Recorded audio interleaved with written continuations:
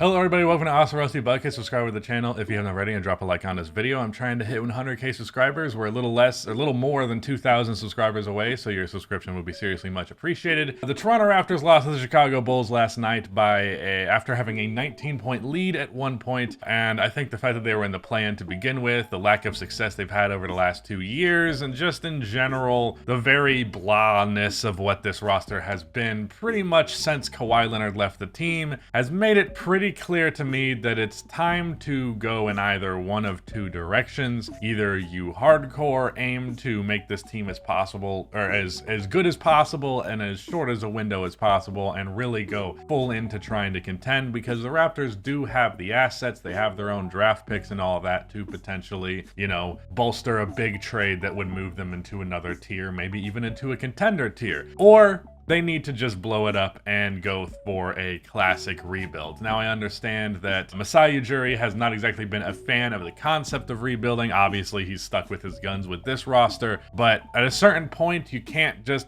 be very, very mediocre to literally not even making the playoffs regularly and just stick with that long term. Not only because fans will get tired of the mediocrity, but so will the players, and eventually they will leave your team, and the players that were keeping your mediocre ship afloat to begin with will no longer be there, and you'll be forced to be bad anyways. So you might as well get ahead of it and rebuild. There's been teams multiple times in the past who have waited too long to rebuild, or didn't even do it at all when they should have, and it bited them in the ass. It bit them in the ass. Bited is not a word, I don't think, but either way, that's my overarching point, and I want to talk about why I feel this way about this team, because there is a lot about the Toronto Raptors that I like, undeniably. I have liked their idea of a lot of wings, because I do truly believe that the wing position is the most important in the NBA, and having a lot of long, tall defenders who are able to interrupt passing lanes, switch very easily among themselves. They're all really good athletes, like OG, Pascal, and Scotty Barnes is the main examples. It's great, and I really like the concept. Unfortunately, the concept hasn't proven to actually really work. Even though it has had moments of being good defensively, the Raptors' defense is not always great. It's not like it's been really good over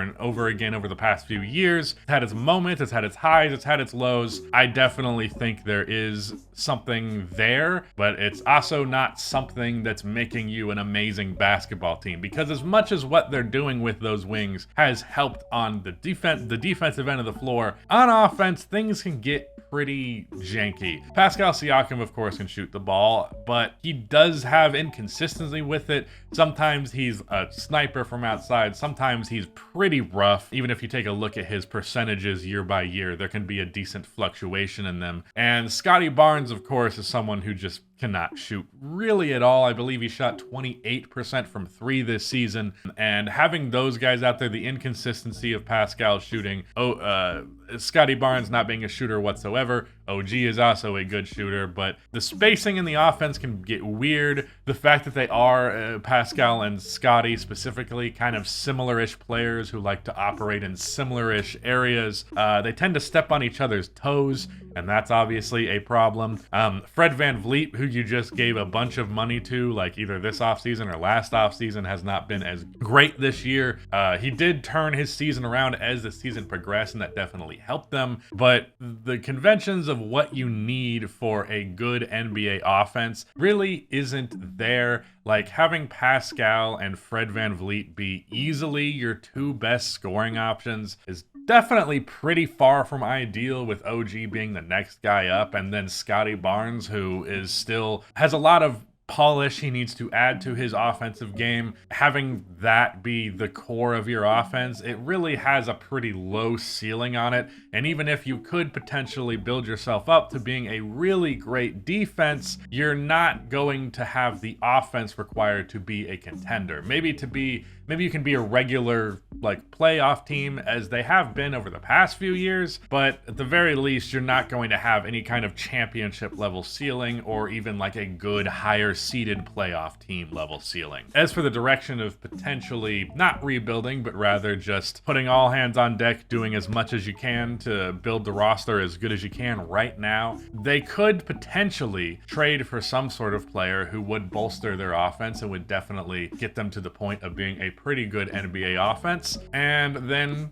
still have the wing success with the defensive areas of the floor. But as tempting as that idea may be, first of all, who is that player that you're trading for? How does that player affect the scheme? Like, one player who's been talked about being traded lately has been Karl-Anthony Towns. But if you have Karl-Anthony Towns as your 5-man, then how is your defense really going to hold? Even if you have those wings, having a completely weak interior is not exactly ideal. Of course, they added Jakob Poeltl recently, which has definitely been a positive addition. But overall, the center position has been weak for them historically. And Jakob Poeltl, of course, isn't helping their shooting issues that they often have. So, yeah. I don't love the construction of Toronto's roster. I find a lot of it interesting and compelling. There's a lot of players on this team that I like, but I don't know how much I like all of these players actually on the same team together. And what's really the reason why I'm leaning more rebuild than go for it is I do think that at this time right now, you can get a hefty chest of assets for what you have. You could probably get a good amount of picks from like OKC or something like that for Pascal Siakam. Fred VanVleet probably doesn't have the same value he had 2 years ago, but he's still pretty valuable, especially again because he did have a much better second half of the season than the first half. I'm sure you could get a first-round pick out of Gary Trent Jr.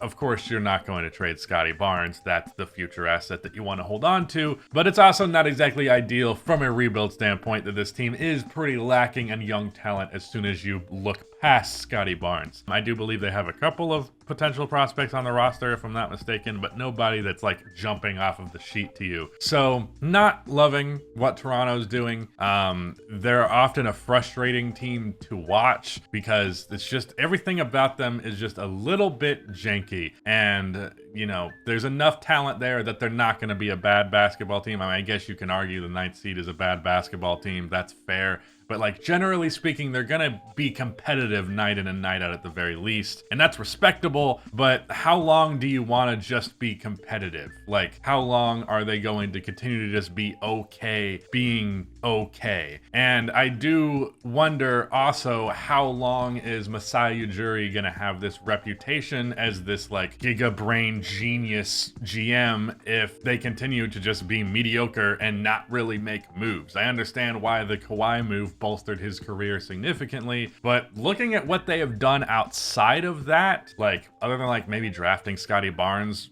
maybe somewhat higher than people expected, but not really. Other than that, there's not a lot that he has done that's been amazing. And I do wonder how long that reputation can hold up, because eventually it's going to come to scrutiny. And I do feel as though in the best interest of Masai Ujiri, he should probably blow this team up just to make it clear that he's not going to be okay being passive, because a move like trading DeMar DeRozan for Kawhi Leonard was very much not a passive move. That's something that we as NBA fans typically respect, when a GM is like, look, I'm not just going to sit here twiddling my thumbs. I'm going to make the right moves to make this basketball team good. And he did it. He won them a championship, and he deserves all the respect in the world for that. But at a certain point, things can't just remain stagnant. And yeah, I think it's time for the Raptors to blow it up. Shout out to Rudy for editing this video, but that is it. Goodbye.